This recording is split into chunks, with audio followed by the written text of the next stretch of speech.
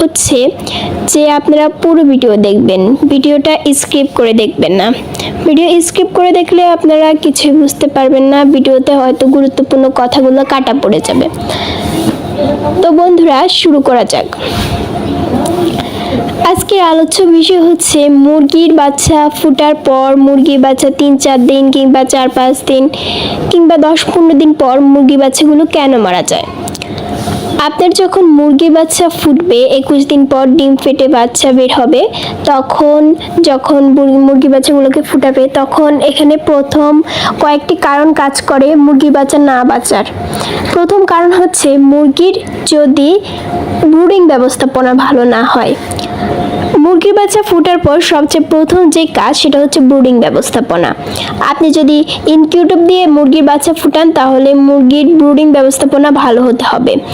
আলাদা ব্রুডিংয়ে আপনাকে মুরগির বাচ্চাকে অনেক দিন যাবত রাখতে হবে।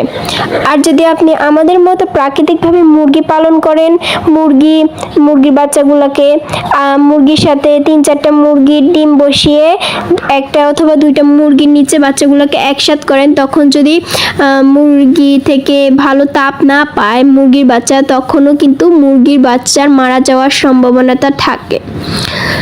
তো ব্রুডিং ব্যবস্থাপনা কি করে ভালো করবেন? ব্রুডিং ব্যবস্থাপনা ভালো করতে হলে অবশ্যই মুরগিকে তাপ দিতে হবে। বাচ্চাকে আপনারা ডিস্টার্ব করবেন না। মুরগি যখন বাচ্চাকে তাপ দিবে তখন আপনারা মুরগিটাকে আলাদা একটা রুমে কিংবা খাঁচার ভিতরে রেখে দিবেন। মা যতক্ষণ তাপ দেওয়ার প্রয়োজন বোধ করবে ততক্ষণই তাপ দিবে, তার মধ্যে আপনারা কোনো ডিস্টার্ব করবেন না।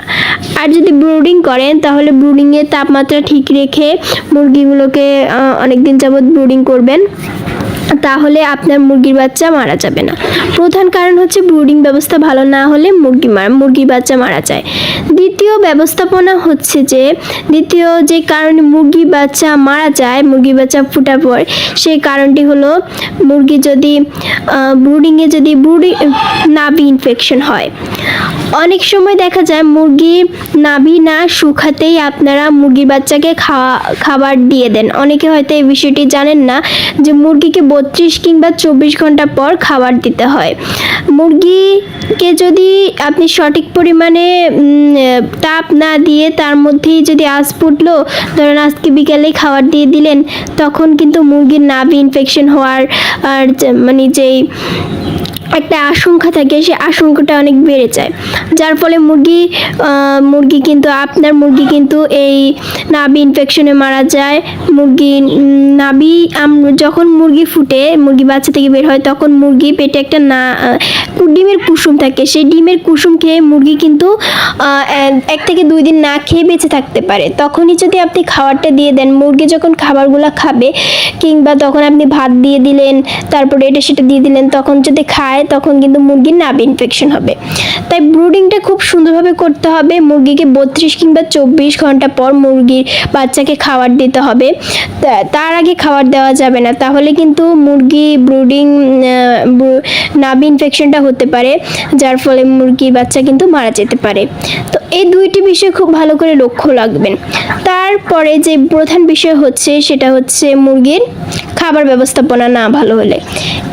মুরগির বাচ্চা ফুটলো, তখন আপনি ভাত দিয়ে দিলেন, চালের খুদ দিয়ে দিলেন, চাল দিয়ে দিলেন, এত ছোট বাচ্চা এগুলো খাবে কি করে?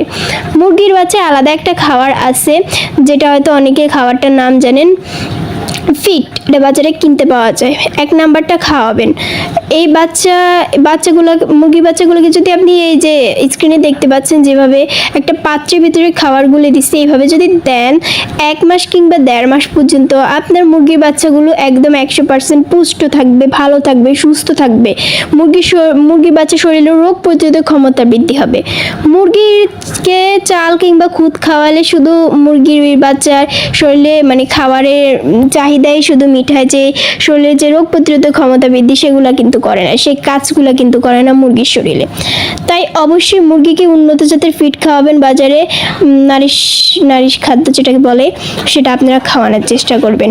মুরগির বাচ্চা পালন করলেই হবে না, মুরগির বাচ্চা কিন্তু সুন্দরভাবে রাখতে হবে। মুরগি বাচ্চা প্রধানত এই 3টি কারণে মারা যায়। এই 3টি কারণ যদি আপনি সুন্দরভাবে মানেন, ব্রুডিং ব্যবস্থাপনা, খাদ্য ব্যবস্থাপনা, তারপর এই তিনটি বিষয় যদি সুন্দর করে মানেন তাহলে ইনশাআল্লাহ আপনার মুরগির বাচ্চা ভালো থাকবে, সুস্থ থাকবে। তো আজকের ভিডিওটা বেশি দীর্ঘায়িত করব না, আজ ভিডিওটুকুই। আসসালামু আলাইকুম।